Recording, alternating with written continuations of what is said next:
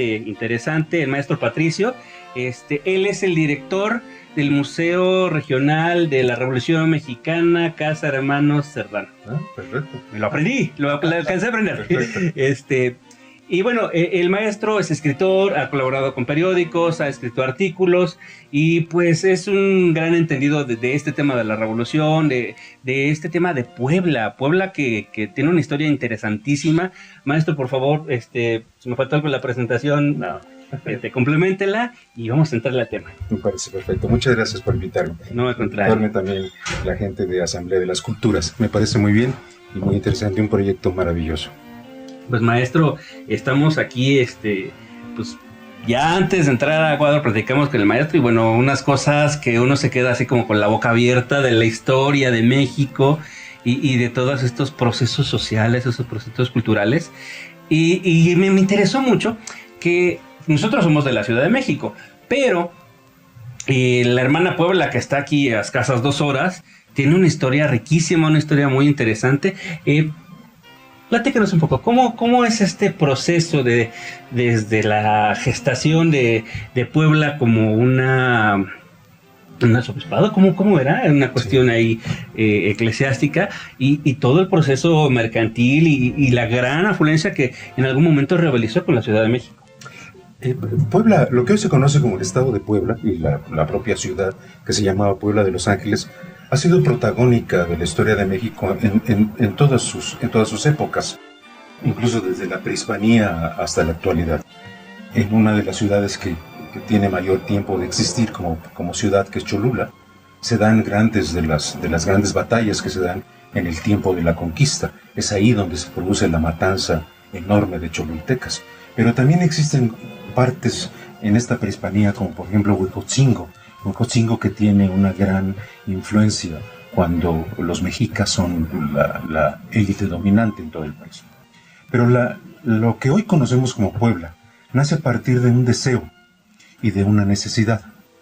La necesidad se da porque hay una serie de conquistadores menores, de españoles, que no logran colocarse de manera importante en la Ciudad de México. Entonces andan deambulando y la corona, en ese momento la corona española, a la que pertenecíamos como parte decide apoyarlos y crea entonces una ciudad en la que estos conquistadores menores tengan alguna actividad.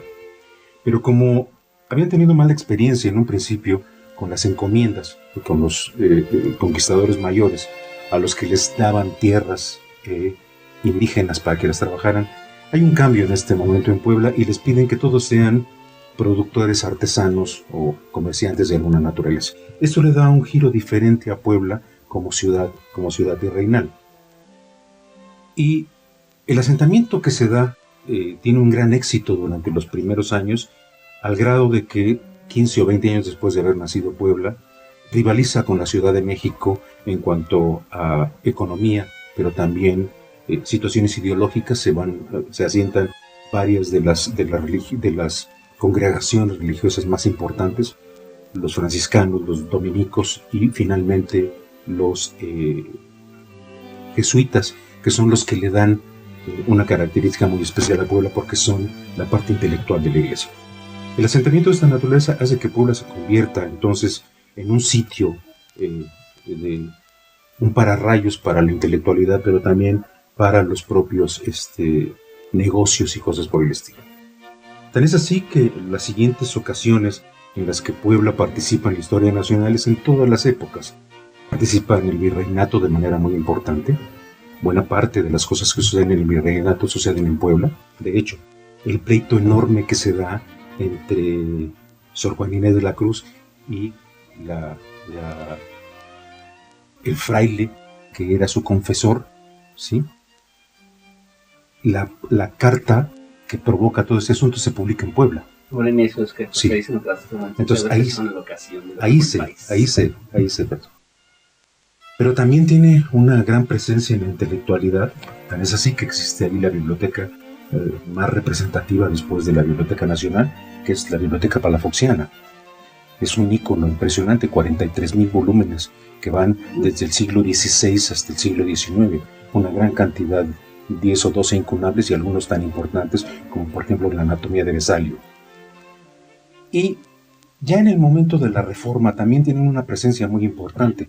La última levantamiento en contra de Juárez lo patrocinan los Haro y Tamariz, de los cuales hasta la fecha tienen ahí negocios, entre ellos venden leche y cosas por el estilo. Por esa razón, cuando Juárez gana y se va a dar la desamortización de los bienes de la iglesia, a los que más les cobra de manera importante es a los poblanos. El documento en el cual se pone toda la desamortización de los bienes de iglesia, ¿sí?, de Lerdo de Tejada, tiene una gran cantidad de propiedades poblanas. Y es ahí donde entra de manera fortuita precisamente también la historia de lo que va a ser después la Revolución, que son los Cerdán. La casa donde hoy está el Museo Regional de la Revolución Mexicana, Casa de los Hermanos Cerdán, había sido una casa que se le habían donado a una de las congregaciones asentadas allí en Puebla, específicamente las concepcionistas, que son las que tenían a su vez el Hospital de los Niños Expósitos, o sea, de los niños abandonados. Ellos son dueños de esta casa. Cuando se da la desamortización salen a la venta todas estas casas y la compra una familia muy prominente en ese entonces en Puebla, que son los Furlong. Los Furlong, entre otras cosas, eran 5 hermanos y uno de ellos era general, otro fue gobernador, y había, como en todas estas familias, un sacerdote. Y el sacerdote era el ecónomo, o sea, el que les daba todas las situaciones económicas a 2 congregaciones, a las clarisas y a las concepcionistas. Entonces le cuenta este sacerdote a su hermano, pues que está a la venta esa casa por 3 pesos, y la compran. Y la compran entonces una de las mujeres Furlong, que está casada a su vez con un hombre llamado Gómez Arabia. Y este señor Gómez Arabia y la mujer Furlong le van a vender, ¿sí?, a Manuel Sevilla Miranda esa casa. Y esa casa, Manuel Sevilla Miranda era un hombre, un abogado muy prominente en ese entonces, era un hombre muy pudiente, se había casado en 2 ocasiones. Su primogénito, Manuel Sevilla Rosales, a la muerte de su padre, hereda esa casa. Y este Manuel Sevilla Rosales estaba casada con Natalia Cerdán la Triste, la 4ª hermana que casi nadie conoce de los hermanos Cerdán, porque no eran 3, eran 4, como los mosqueteros. Y eran Carmen la mayor, Natalia, Aquiles y Máximo. Llega esa casa entonces a manos de ellos a través de la herencia que va a recibir Natalia Cerdán, viuda de Sevilla. Y producto de este asunto, en esta casa van a suceder los hechos heroicos del inicio de la revolución antireeleccionista. Porque todo el proceso que llamamos revolución en realidad se trata de 3 momentos. La revolución antireeleccionista, que es la que encabeza Madero y la que va de alguna manera a destronar a Porfirio Díaz. Después sigue precisamente el gobierno de Madero, y a la muerte de Madero va a comenzar esto que llamamos la Revolución Mexicana, en la cual participan ya el pueblo llano, por decirlo de alguna manera. Es donde aparecen Villa y Zapata de manera más importante. Pero en la primera parte, en la Revolución Antireeleccionista, se da entre la gente que sería lo que hoy llamado clase media y clase media alta, que están descontentos con cómo se dan las cosas ya con Porfirio Díaz. Por esta razón, los participantes en la Revolución Antireeleccionista son gente bien, son gente de otro nivel. Catrines, como se decía en aquel entonces. Y además, la definición que tiene Fisgón de Catrín me parece maravillosa. Los catrines ya son aquellos que de alguna manera dormían en un catre ya. O sea, no dormían en el piso, ni en el petate, sino en un catre.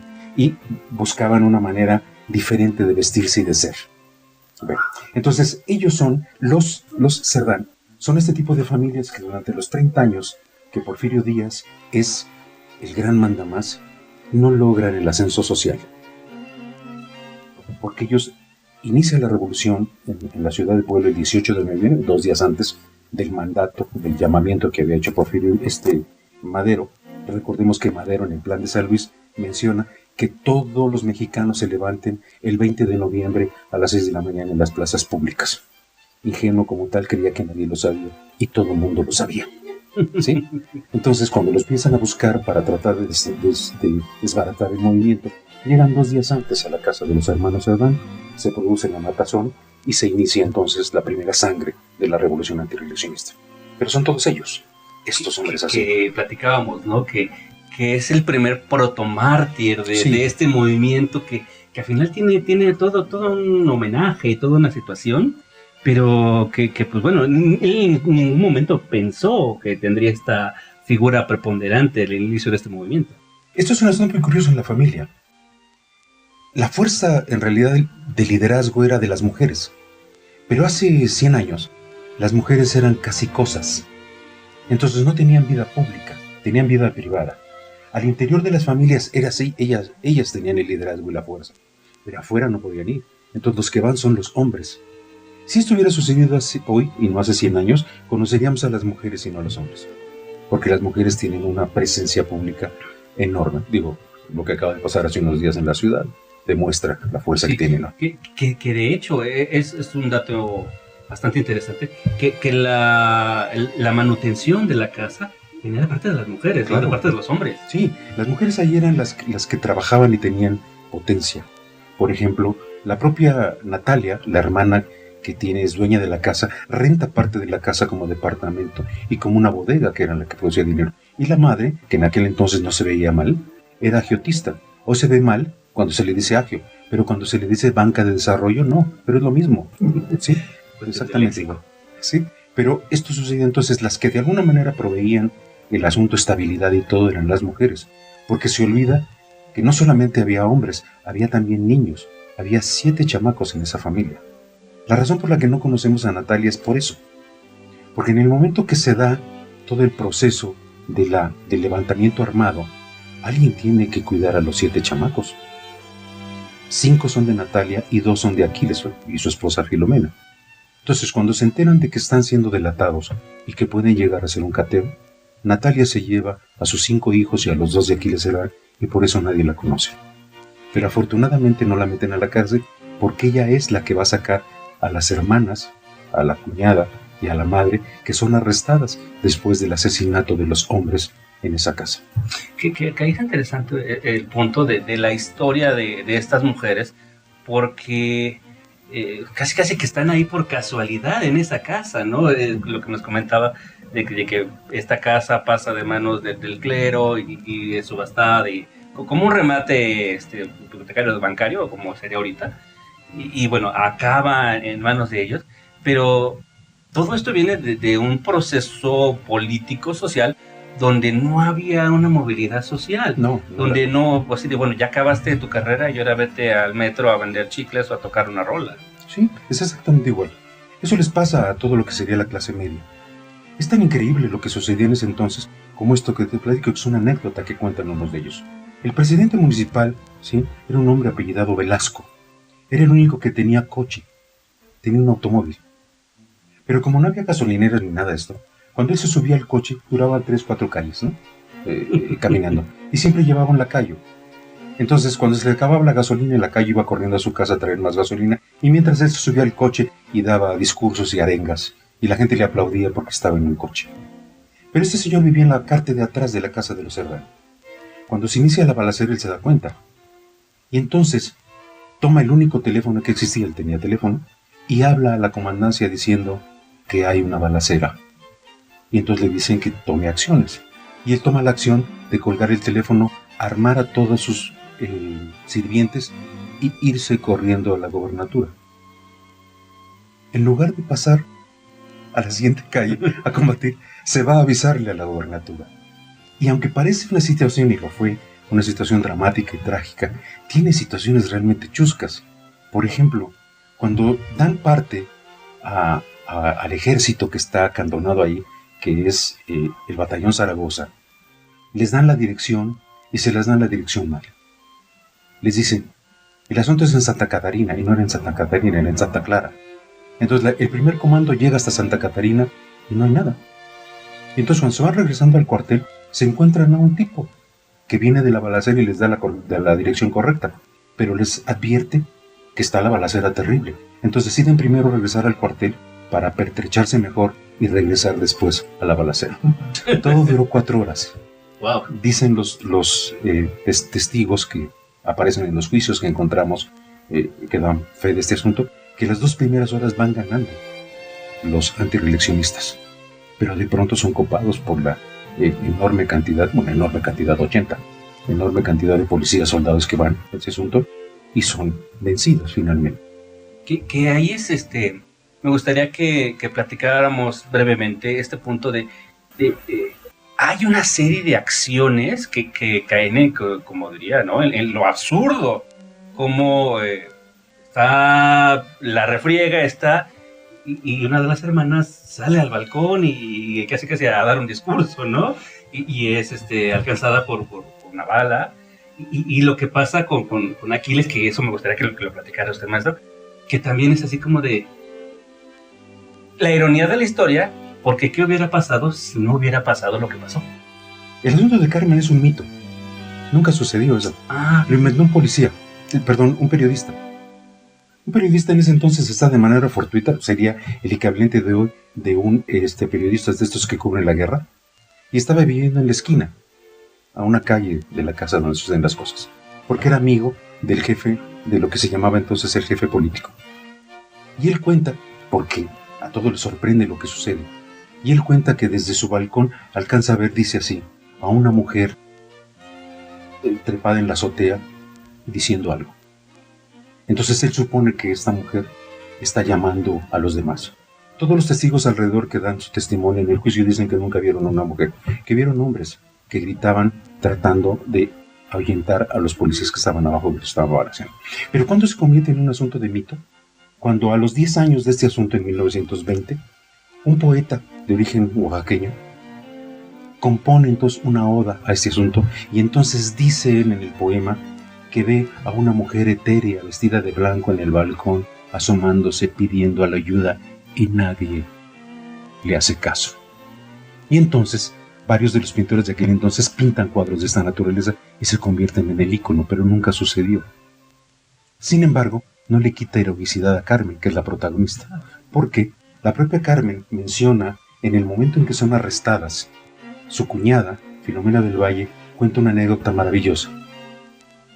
Ya hubo la balacera, ya están todos los muertos, y con toda la sangre caliente buscando a Aquiles Cerdán, entran los policías a la casa y solamente están 3 mujeres. María del Carmen a la triste, la madre, Carmen Cerdán, que tiene un balazo, ¿sí?, en un costado, y Filomena del Valle, la viuda de Aquiles Cerdán, que además está embarazada de 6 meses. Y entran ellos con toda la sangre caliente gritando y llevando las armas en la mano, y dice Filomena del Valle en su testimonio: la actitud resuelta de mi cuñada Carmen Cerdán detiene en seco a la tropa y no nos hacen nada. ¿Qué actitud tiene esa mujer bajita, hermosa, guapa, pero ya una mujer de 40 años, que en aquel entonces era casi de la tercera edad? Y sin hacer nada más que tener su presencia, detiene a los policías y no les hacen nada, no las cachetean, no las violan, no nada, sino que las toman, las arrestan y las llevan a la cárcel. Es más heroico que asomarse por una ventana, que nunca sucedió. Y el hecho específico de Aquiles Cerdán es todo un misterio. De hecho, la investigación que yo comencé, que terminó en 2 libros, fue producto de ello. Yo me hice una pregunta que cualquier ser humano se le haría normal. A ver, ¿cómo el máximo héroe de Puebla, en el momento más dramático, en el que ya mataron a todos los hombres y a su hermano, y están solamente las mujeres en manos de los policías y de los soldados eufóricos, las 3 mujeres más importantes de su vida: su madre, su hermana mayor que lo crió y su esposa que está embarazada? ¿Cómo se metió en un agujero? ¿A hacer qué? ¿A esperar qué? La resolución la da años después, cuando en el Congreso de la Unión se hace toda una apología de esta naturaleza. Y entonces uno de ellos menciona y dice que en realidad Carmen le reclama a Aquiles Cerdán diciéndole que por qué se esconde, y que Aquiles le da las razones junto con las otras, su esposa y su madre, de que debe quedar vivo el líder de la revolución. Si no, no se va a concretar. Por eso deciden que él se esconda, pero se esconde realmente en una situación muy precaria. Tan es así que después de que son arrestadas las mujeres, quedan custodiando la casa 20 policías. Y como alrededor de las 10 de la noche, porque Aquiles no se esconde, no era una bodega, habían levantado las duelas y ahí guardaban armas, entonces él se esconde y la tapan por eso no la ven. Si hubiera sido un sótano lo hubieran descubierto. Pero él se da cuenta a las 10 de la noche aproximadamente que si sigue ahí, le va a dar el día y no se va a poder escapar. Entonces intenta salir la primera vez y asusta a los policías, a tal grado que solicitan refuerzos. Y llegan entonces 30 policías más. Entonces, entre las 10 de la noche y aproximadamente las 2 de la mañana, que es descubierto y muerto, hay 50 policías en la casa. Pero todos asustados también. Existe la creencia de que hay un túnel y por ahí van a venir los otros antirreeleccionistas a rescatarlo y a recobrar la casa. Entonces, cuando Aquiles Cerdán en la madrugada, antes de que empiece a clarear, se da cuenta y trata de salir, el ruido es un ruido extraño. Son tablas moviéndose y el policía que está sentado ahí medio dormido ve salir una persona, grita, llama a todos los demás, creyendo que efectivamente hay un túnel y ahí vienen los demás. En la oscuridad total de Puebla en noviembre, ¿sí?, en una casa que no tiene luz ya, todo el mundo dispara a esa cosa que está saliendo. Y cae muerto Aquiles Cerdán en lo que es el comedor de la casa. Prenden las luces, nadie lo conoce y tienen que llamar al jefe político que vive a media calle, Joaquín Pita. Y viene Joaquín Pita a decir, ese es Aquiles Cerdán. Lo mandan a la penitenciaría y comienza todo el calvario de las Cerdán después. Porque en la madrugada, las 10 de la mañana del 19 de noviembre, todos los Cerdán están en la cárcel, unos muertos y otros vivos, menos Natalia, que está fuera, que es la que finalmente, por los conocidos que tenía por su marido abogados, va a sacar a las mujeres de la cárcel durante 5 meses después. Es muy interesante esto porque platicábamos un poco, ¿no? De que hay momentos en que la historia es un proceso a veces oscuro, en el sentido de que pasan cosas o se dicen que pasan cosas. Esto me recuerda un poco en el sentido de que para crear un mito o para crear una imagen, para que una imagen tenga fuerza, tiene que haber un mito que la respalde. Si la imagen no tiene el mito, la imagen se cae. ¿Sí? Entonces, acá se crea esta idea de esta figura etérea, de cómo el gran caudillo, pudiéramos pensar que tiene esta actitud cobarde, entre comillas, y pues bueno, la explicación es una... Evidentemente siempre es más compleja que el mito, ¿no? La realidad siempre es más compleja que la ficción. Y esto, pues finalmente, lleva todo un proceso, ¿no? Al final creo que se libera todo este rollo de los juicios y posteriormente se le hace un homenaje. Sí, claro. Además, es el primer mártir de la revolución. Es el primero que considera el propio Madero mártir.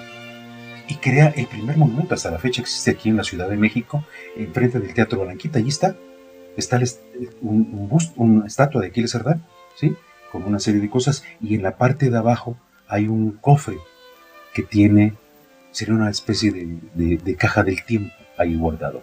Pero esto sucede en los momentos en que triunfa Madero y necesita precisamente empezar a crear su propia mitología.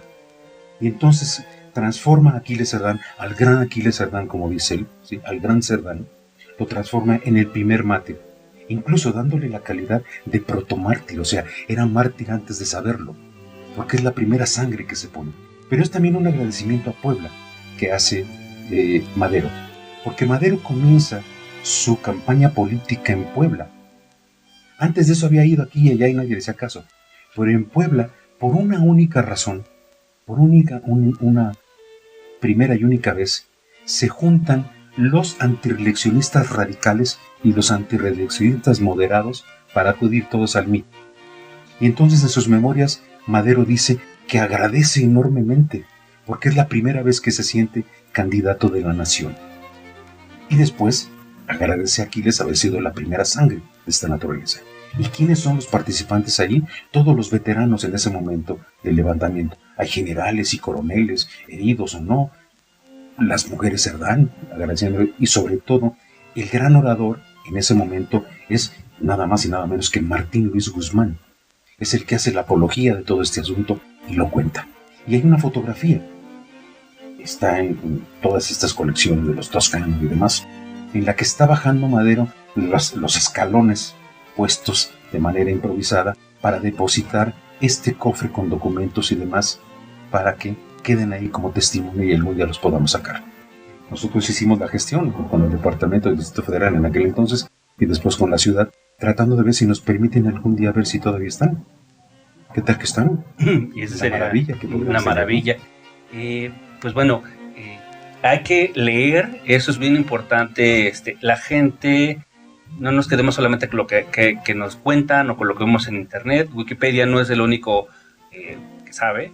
Hay que ir a las fuentes.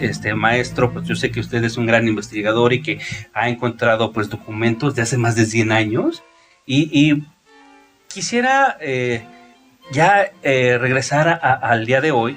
Y bueno, esta casa con este importante acervo histórico se convierte después en museo. Además, se convierte en museo por alguien que uno no pensaría que podría pensar de ello. En 1959, la casa sale a remate por deudas fiscales. Y en ese entonces el secretario de Gobernación es un poblano y convence al presidente de que la compre. Si no, pues sería un Electra, ¿no? O alguna cosa así espantosa, ¿no? Un Oxxo, ¿no? Un estacionamiento. Un estacionamiento, un cine, ¿no? Y lo convence. Y el presidente de la República lo compra. El presidente era López Mateos y el secretario de Gobernación era Gustavo Díaz Ordaz.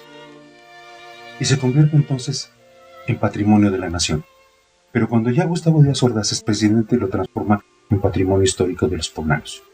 Se rescatan los restos de los Cerdán que se encontraban en el Panteón Civil y se colocan en el monumento mausoleo que existe y le da vida al bulevar de los hermanos Cerdán.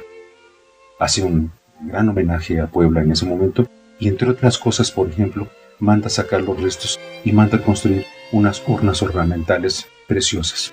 De la plata más pura que existía en el mundo, es plata alemana, y son cerca de 40 y tantas piezas ensambladas que pertenecen a él. Y ahí permanecieron durante cerca de 50 años, hasta hace 4 años que con el apoyo de los descendientes vivos de los Cerdán hicimos todas las gestiones y los sacamos.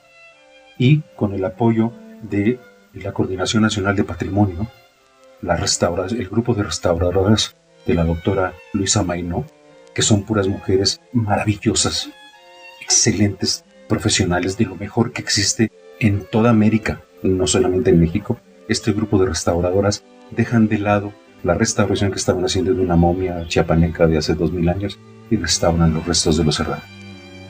Y se convierten entonces en una situación icónica. El proyecto se llamó Los héroes regresan a casa.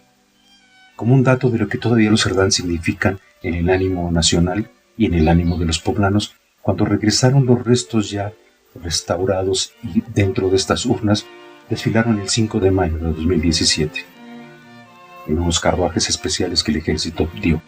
Pero lo más impactante fue cuando llegamos al ayuntamiento y se bajaron los restos cargados por estudiantes de la Escuela de Sargentos de México.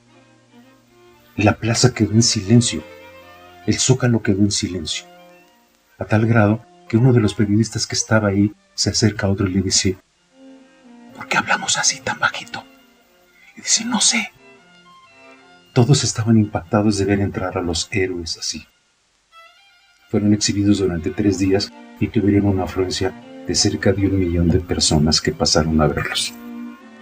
Y se colocaron en el museo, y hoy es el único museo en el país que, además de haber sido el sitio donde se realizaron los hechos históricos, están los restos de los protagonistas. Los restos de la gente de la Reforma están en diferentes lugares. Los restos de la Revolución, de la Independencia, están en la columna. Los de la Revolución están en el... Pero los de los héroes Cerdán se encuentran dentro de la casa donde ellos participaron de manera muy orgullosa para nosotros ahora.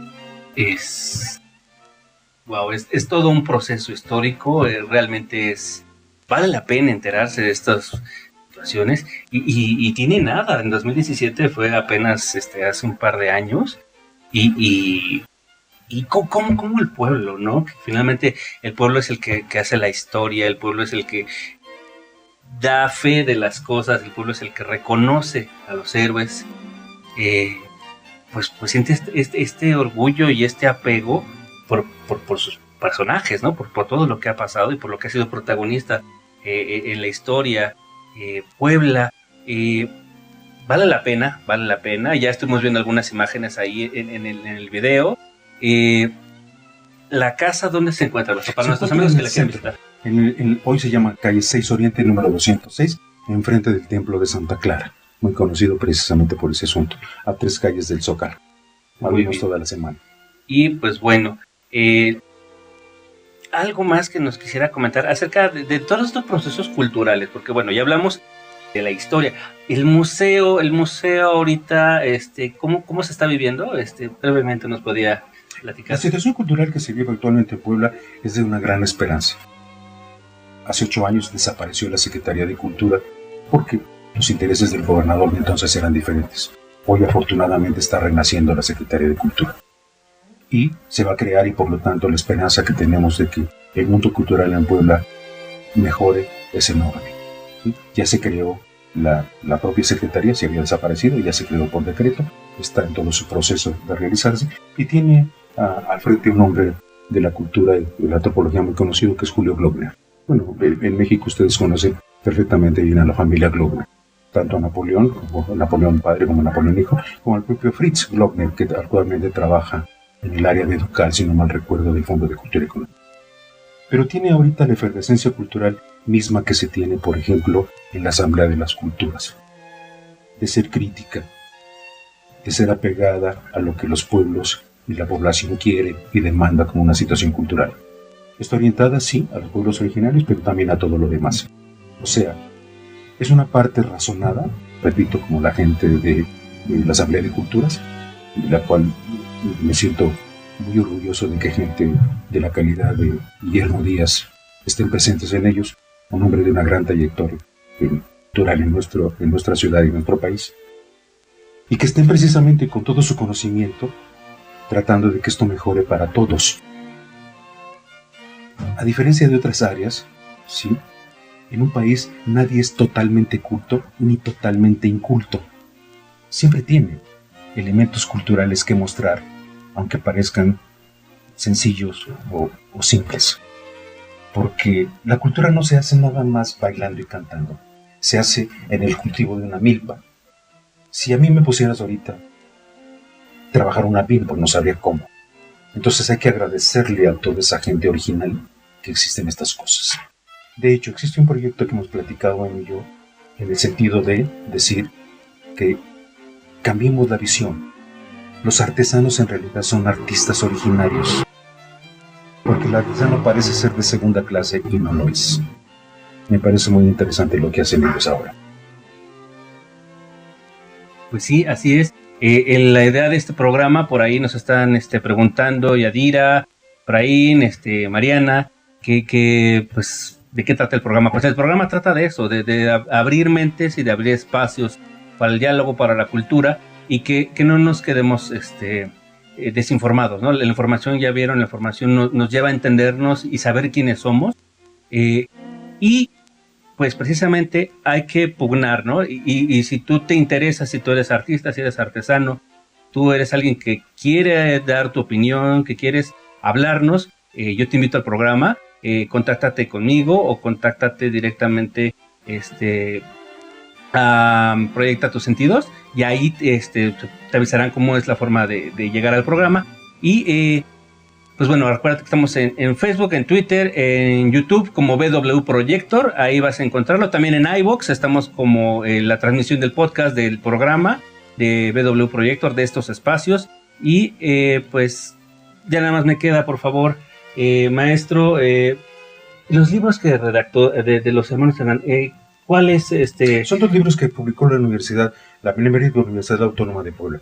Pueden conseguir tanto en línea a través de las librerías de la universidad, como compradas en las librerías comerciales también. ¿Y cómo se titulan? Tienen que ver con la familia Cerdán. Uno se llama Los Cerdán a la triste Sevilla del Valle, que son todos los apellidos de estas 3 núcleos familiares, y el otro se trata de un juicio maravilloso que se da cuando Filomena del Valle defiende a su marido en contra de Porfirio Díaz, tratando de demostrar que fue un asesinato y que por lo tanto debe tener una indemnización. Es maravilloso lo que Filomena del Valle hace. Bueno, pues no queda más que agradecerle, maestro. Muchísimas gracias que aceptó la invitación.